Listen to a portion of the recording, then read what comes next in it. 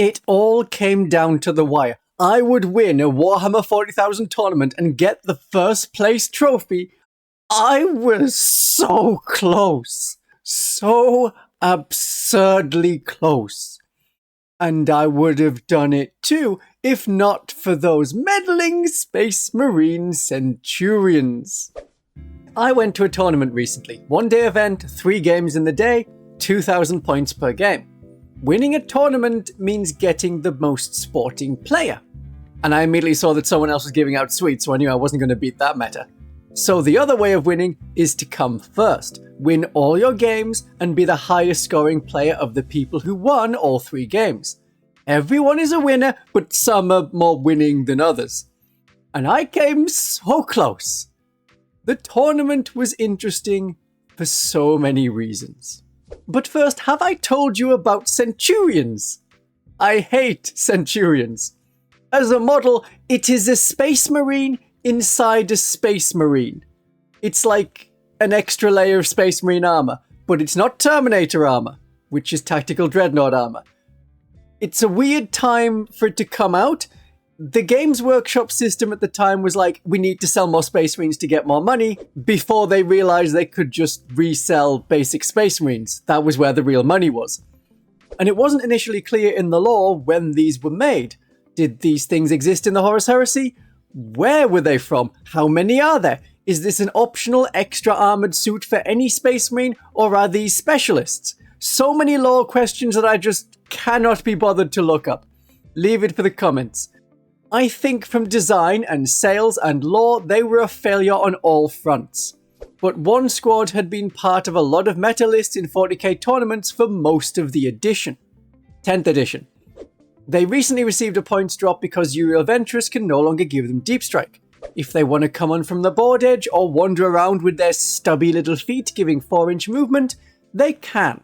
I faced not 1, but 2 players with Centurions, and no, neither of them were Paul.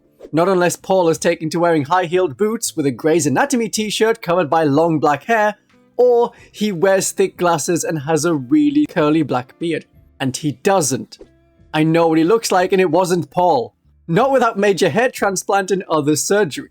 Paul is not playing in tournaments in the northeast of England. He is crushing it in the Vtuber boy failure meta. I am trying to get the boy success meta going, and I would have, except for one Centurion. A lone Centurion that messed it up. I had completed all of my tournament prep, tried to sleep plenty the day before, even though I had a live stream, take a notepad to track victory points, reference sheet for all the rules I keep forgetting, like... Wait, the Biophagus has chemical vials to throw? Oh, I didn't remember that. I also have the order to deploy units, so I don't let my opponent's infiltrators deploy before my own, and there's some notes scribbled at the bottom like sit down, stay hydrated, have a snack. As you can tell, I was using Genestealer Cult. They are decent in the April 2024 meta. Deathwatch have to build around several Indomitor kill teams, well at least one, and I had grown tired of that list. If I want deep strike shenanigans, I have Genestealer Cult. Sisters are still finding themselves in the meta, and I was not prepared to see how high I could bring up the win rate of Imperial agents. So I played Genestealer Cult. Even in a tournament, I was aiming to have fun, as all 40k games should be. Several times different opponents said, "Oh, I hate that. I'm having fun, but I hate that noise." This wasn't even to do with Emperor's Children. I would rate my list as an 8 or 9 out of 10 on the trying scale. It is tough, but not intended to be cutting-edge Genestealer Cult meta. It is fun. I know how all the parts work, and that makes it perfect for me. My normal list is like a 6 or 7 out of 10, and it tries to put less optimal units so I can see what they do in the game in case everyone has been missing something. I should know first. That process led to devastating dominions and a quick realization that the final day has a very limited number of functioning Tyranid units. If you want to know the list I took and how to use it, this is the 2000 point list from my Host of Ascension video. But I dropped the Clamavus to cover the points increase of the Neophytes, and because I don't much like the Clamavus, and when no one can use 3-inch Deep Strike anymore, he is not as needed. I swapped the Nexus for another Adeptus and had a mining laser on one of the Ridge Runners instead of a mortar. I know if I don't go over the list, people will ask in the comments. So, a Primus with a chink in their armor and 20 neophytes, my favorite. A Benefictus with 20 neophytes, so when we're coming from reserves, we have lethal hits at range and sustained hits at range. A Primus with Assassination Edict and 10 demo charge acolytes. They are very good at popping up and blowing away one thing. Full rerolls to hit from the Primus, full rerolls to wound from the acolytes. And they're good in combat afterwards.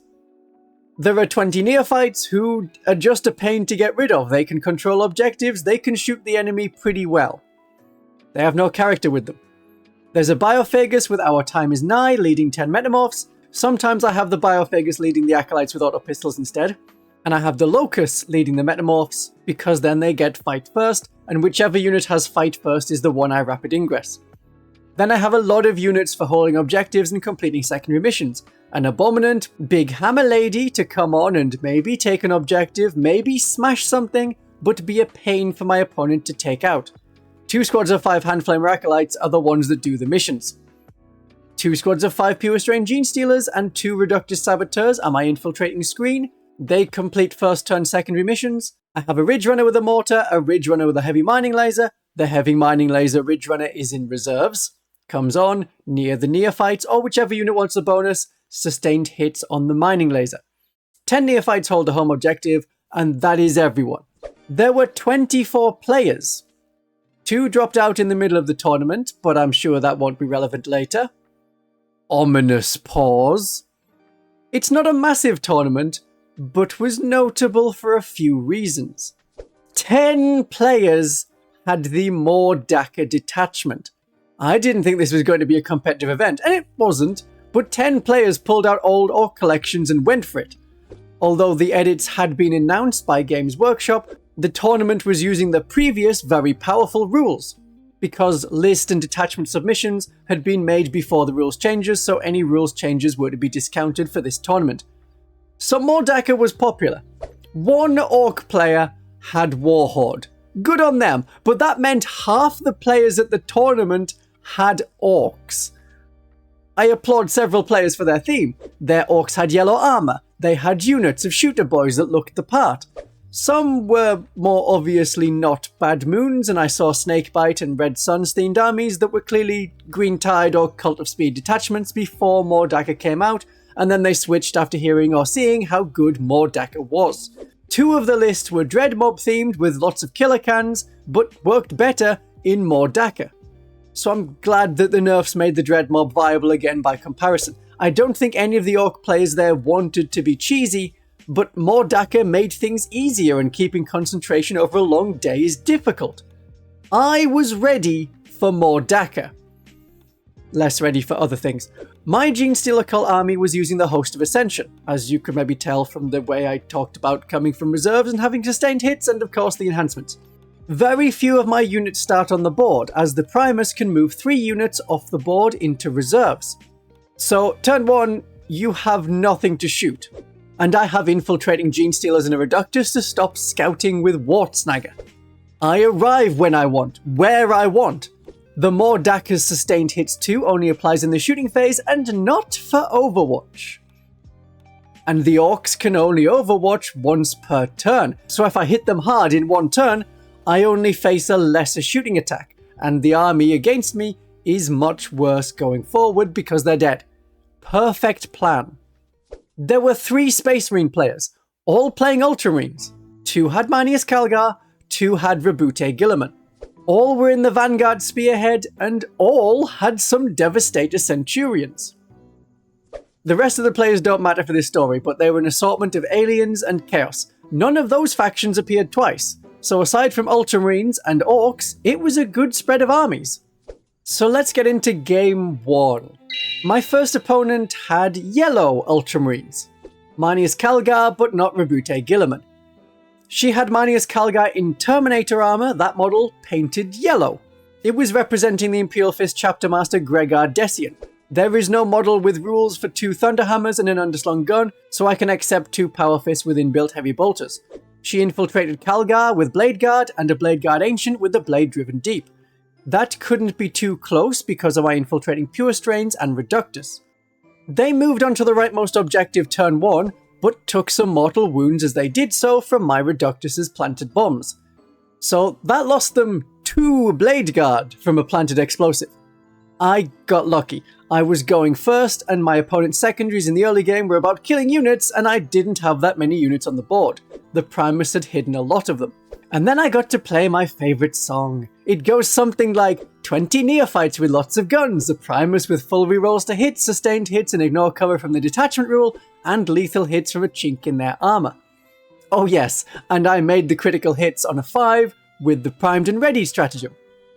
I took out a Ballistus Dreadnought and I didn't have to roll anything other than the seismic cannon. That was lucky, but I felt I'd wasted a lot of shots. I wasn't able to put them in a position where they could shoot multiple units, which is what I recommend doing with that unit. And I killed the Centurions. Mostly. They came on from Strategic Reserve, that's 6-inch on from the board edge, which is longer than their 4-inch move.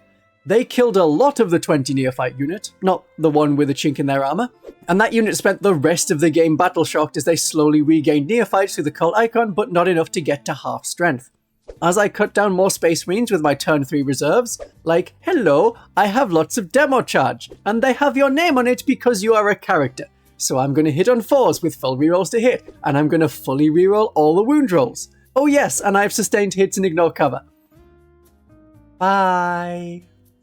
Though this time they hit the Centurions using tunnel crawlers, so no +1 to hit because no characters can join the Centurions. So I was hitting on 5s with rerolls to hit and rerolls to wound and sustained hits and ignore cover. And 1 Centurion lived on 1 wound. It staggered through the terrain to charge my last Pure Strain Genestealer, the last surviving model from a unit I had sent into reserves after it was mauled. That will come up again. I warned her that I have Deadly Snare and can cause mortal wounds if she charged. After thinking on it, she didn't want to lose a Centurion in a turn when I had a secondary mission about killing units. Her Centurion couldn't see the Genestealer to shoot without advancing, and if the Centurion got into combat, 1 successful wound would kill the Pure Strain. And after all, I might roll a 1 for the Deadly Snare. I didn't roll a 1. This was not the lone Centurion that was going to mess it all up for me. No, sir! Ours was the first game to be done after 2 hours and 20 minutes. The yellow Ultramarines went on to win their next 2 games, so not a pushover by any means. 15 victory points difference. The extra time let me look around at the tables of orcs fighting other orcs. Typical orcs. My next opponent was expected to be Emperor's Children, and I began to doubt that I would be facing the More Dakka detachment that my list was skilled at beating, despite the prevalence of More Dakka players. You see, many of the orc players had overestimated the game being as easy. They had some murder combos, but didn't have units to score victory points, so their scoring was low. That's something you need to learn about tournaments.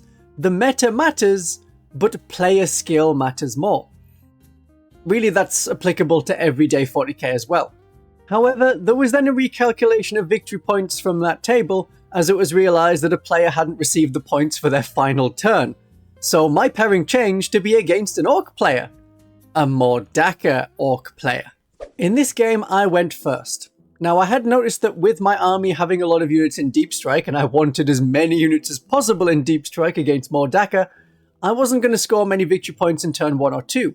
But going first let the Pure Strains deal with Zogwart's Gretchen, and then, with some convenient secondary missions using lone operative Reductus that can't be shot at outside of 12 inches, even though they're in line of sight, and the orc players were desperate to use Overwatch. I don't know why they love Overwatch so much. Hitting on a 6, isn't that just standard orc shooting? Yes? Okay. I started to score victory points, and would not let up against this detachment. The advantage of an army mostly in reserves is that I can't be shot if I'm not on the board. And when I arrive, after Overwatch, which doesn't have the sustained hits too, I can cause a lot of damage to the looters, the flashgits, and the killer cans. You know my favourite song. And with a stratagem, I can play it again because a good song never dies. It just reminds you of where you were the first time it made you cry, the first time you felt alive. No, a good song never. No, a good song never. The first time it made you cry, the first time you felt alive, no good song ever dies. I was asked to stop singing by the tournament organizer. I think my singing's very moving. It moves people out of the room. With their dwindling army, More Dakka was still able to fight back. With some super speedy meganobs and the no, not even the a one command point as it was stratagem to get into the meganobs moved and advanced and were able to shoot and were able to charge, and they got an extra attack and they got an extra strength and they got a 5+ invulnerable save and they got a 5+ feel no pain. And I said, I know it sounds rich coming from me with what I've just done, but your combos are OP!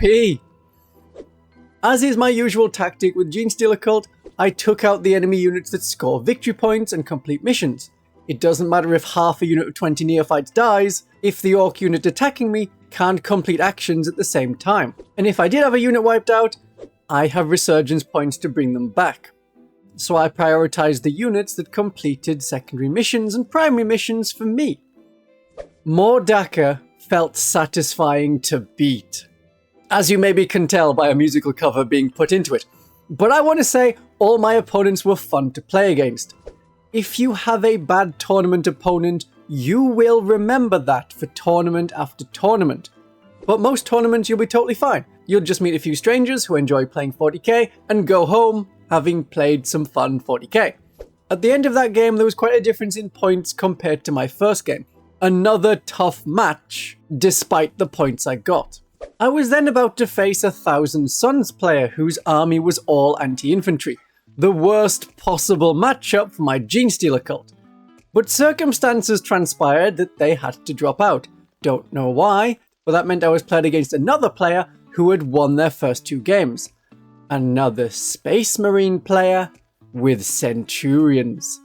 It is on. It is so on. Before I move on to the last game, let's calm a little, just a little, before the big build back up. I wanted to thank all the people who support me with money on YouTube and Ko-fi. It lets me travel a little bit further afield than normal to go to events despite very expensive UK trains. A big thank you to the many names still scrolling along. Oh my, that's a lot of names. The Ko-fi link is in the description if you want to become one of those names. There they go. So, the stage is set for the final fight, and once more, I face Centurions. This time, as the 2 highest scoring players, it was a fight for first place. These were Ultramarines painted blue, with Calgar and Rabute Gilliman, and 6 Devastator Centurions in 1 unit. The Ultramarines had good screening, which meant I had to wait until turn 3 to play the good song again. Because of the detachment rule of the Vanguard Spearhead, it was actually rather satisfying to have to get in close or ignore cover from my detachment rule, negating their detachment rule.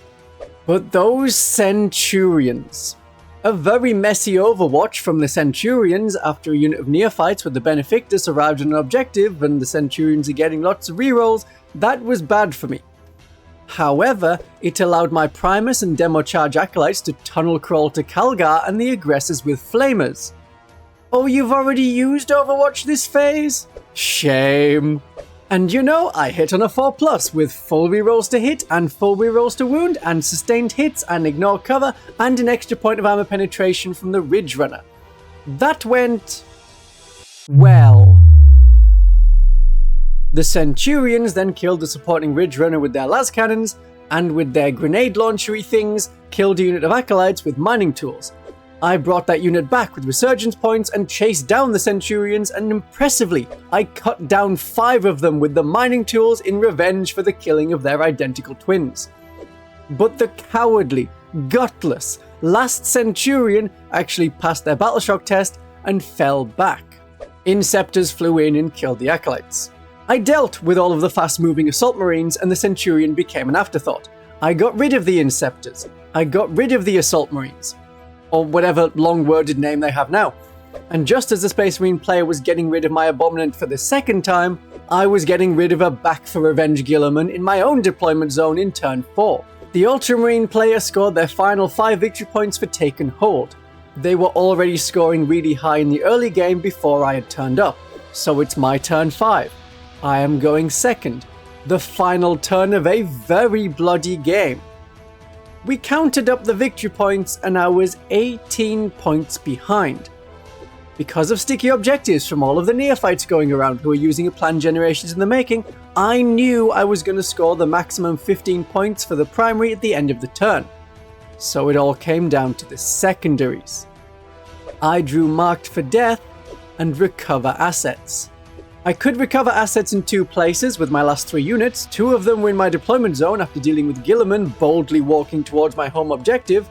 They were not going to get wholly within No Man's Land, and my 1 unit of Metamorphs in No Man's Land were not able to get into my opponent's deployment zone even if I were to use the cult icon to regenerate closer to that area. I could only recover assets in 2 locations. 3 victory points for an unsatisfying draw.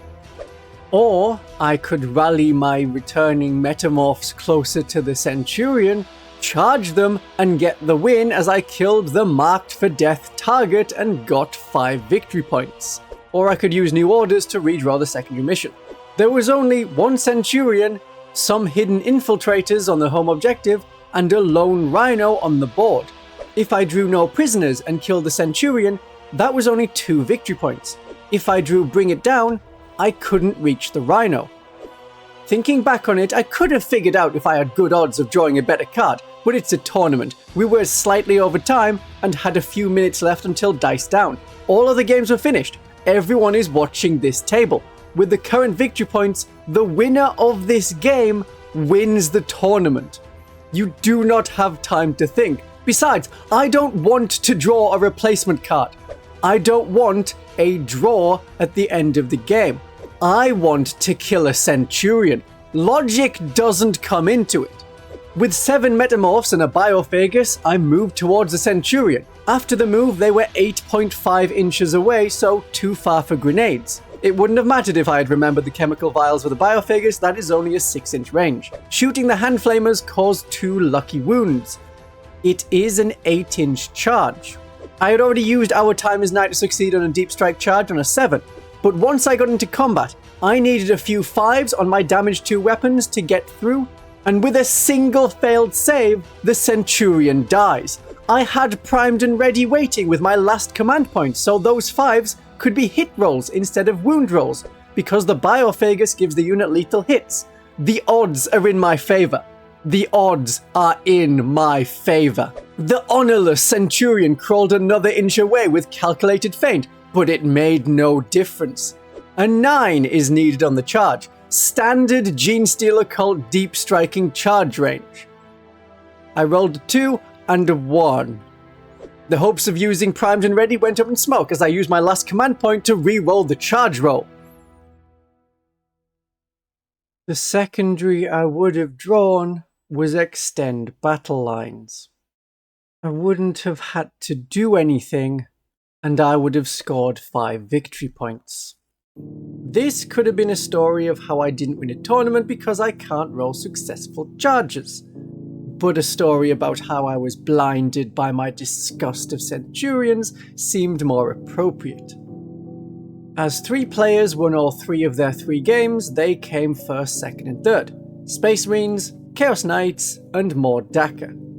I didn't get a podium position because I couldn't kill all of the Centurions. So what this has taught me about Centurions is to let go of my hatred of them is foolish. Clearly I didn't hate them enough. With more hate, I could have destroyed them all. Thank you to the tournament organisers, I had great fun in all of my games. Player names have gone unmentioned in case they didn't want to be known as a Centurion player. It still wasn't Paul. If you want to know more about tournaments, there is a tournament statistic that isn't tracked, and I know it came up at this tournament, but it isn't the number of players with Centurions. Shame about the players who dropped out and disappeared, but didn't I say? It's important to stay hydrated and have a snack. Have a great day of 40K.